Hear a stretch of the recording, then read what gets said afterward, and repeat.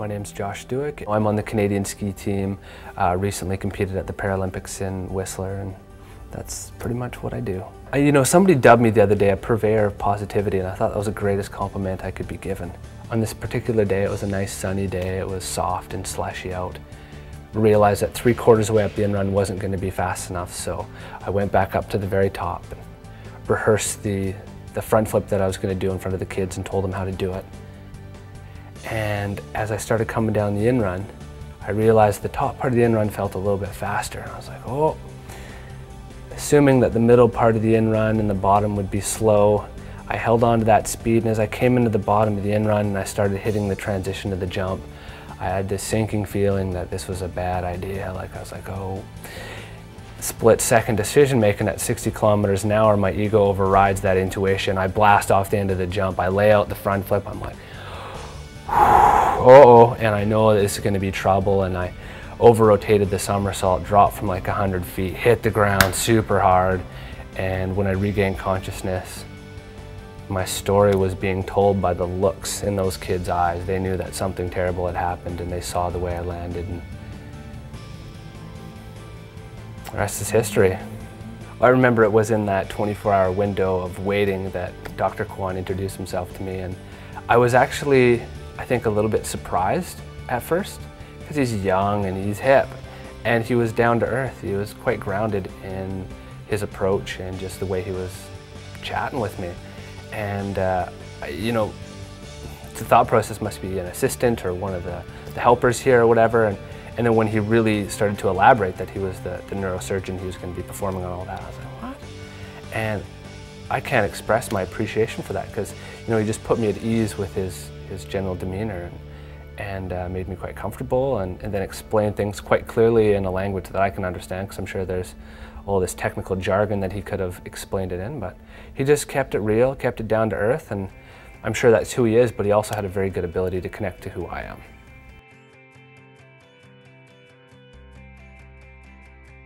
One thing that I'm really keen on doing, I mentioned that a reason that I've been able to enjoy the successes that I have and do the things that I do and effectively live my dream is because of that support network around me.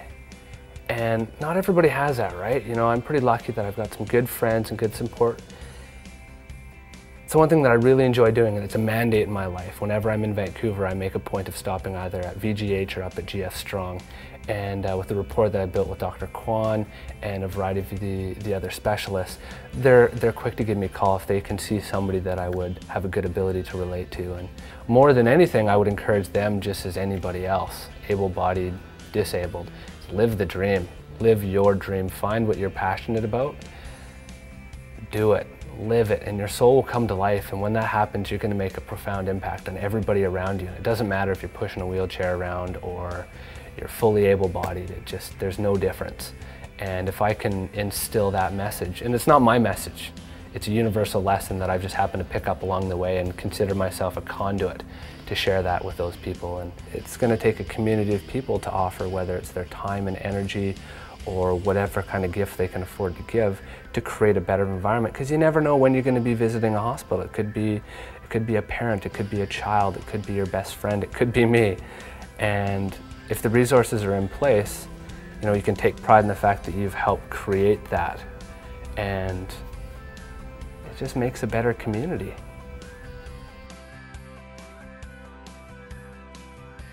My name is Brian Kwan. I'm an orthopedic spine surgeon here at Vancouver General Hospital and a neuroscientist at the International Collaboration on Repair Discoveries. Well, when somebody sustains a spinal cord injury like Josh did, it's a major trauma to their body.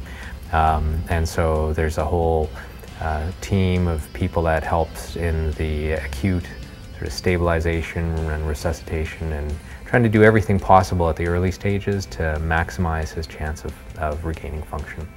And then, we took him to surgery quite quickly after his injury to get his spine stabilized, because we want to try to get individuals like him up in bed as soon as possible, so that we minimize the amount of time they're kind of just having to lay flat in bed So once we get their spine stabilized, we can mobilize them, and that's good for their general physiology, minimizes their chances of pneumonias. Once we manage the spine fracture, the team of nurses, physiotherapists, occupational therapists, respiratory therapists, the level of expertise in amongst the allied health care here at VGH, specifically related to spinal cord injuries, is really phenomenal, and I think really sets VGH apart from probably most of the hospitals in Canada, let alone British Columbia. And then because Josh, is such a healthy guy, and I think he recovered from the acute surgical aspects of his care very quickly, and moved on to his rehabilitation at GF Strong. And with him, I think he had a pretty clear idea of what he kind of wanted to get achieved and what he needed to do to kind of get going with the rest of his life very quickly. So, but the rehabilitation services at GF Strong are really outstanding, and the level of expertise there, again, and specifically related to patients with spinal cord injuries, is really phenomenal, and is really a great resource for patients that are injured in British Columbia. Well, I think in today's environment, it's maybe more important than ever to have the support of donors to provide for really the additional level of care and the additional level of expertise that really VGH is all about. VGH accepts the most complex patients from around the province. We accept the most complex trauma from any hospital. We have an absolute no refusal policy for any spinal cord injured patient anywhere in the province. We want them to come to VGH. And with that responsibility, we want to make sure that patients are getting that really world-class level of care. And this is where I think it is so critical for us to have the support of donors that can help us get to that additional top level of care for our patients.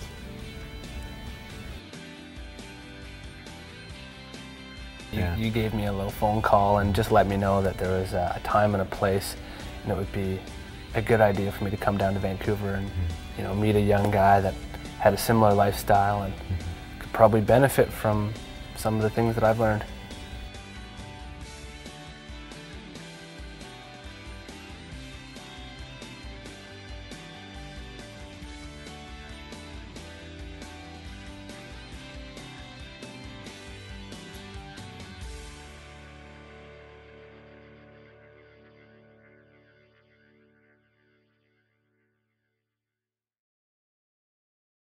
Step one is getting you in a bucket, teaching you how to shred. Yeah. Do you ski? A little bit, yeah. All right, that's all you need. Yeah. Yeah, perfect. Yeah. All right, I'm up for that challenge. That's a handshake. Yeah. Right on. Yeah. No, that'd be fun. Yeah. We'll have to do it sometime up here on the mountains.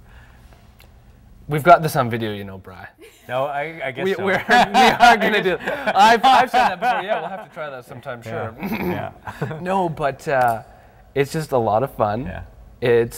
It's pretty easy to pick up with the right guidance, and I'll make sure that we've got a lot of people there to videotape it so we have it on, to make sure that it's a good experience. There's Quan. Hey, he's got no balance at all. It's totally good, and it's just like skiing. Yeah. It really is. You use the same ski that anybody else would use, and whether we do it here on the coast or we come into the interior and ride at my home mountain, Silver Star. Oh, that'd be good. Choices are plentiful. That'd be great. That'd be awesome. Are you kidding me? That'd be good. That'd be great. That'd be fun. That would be. Yeah.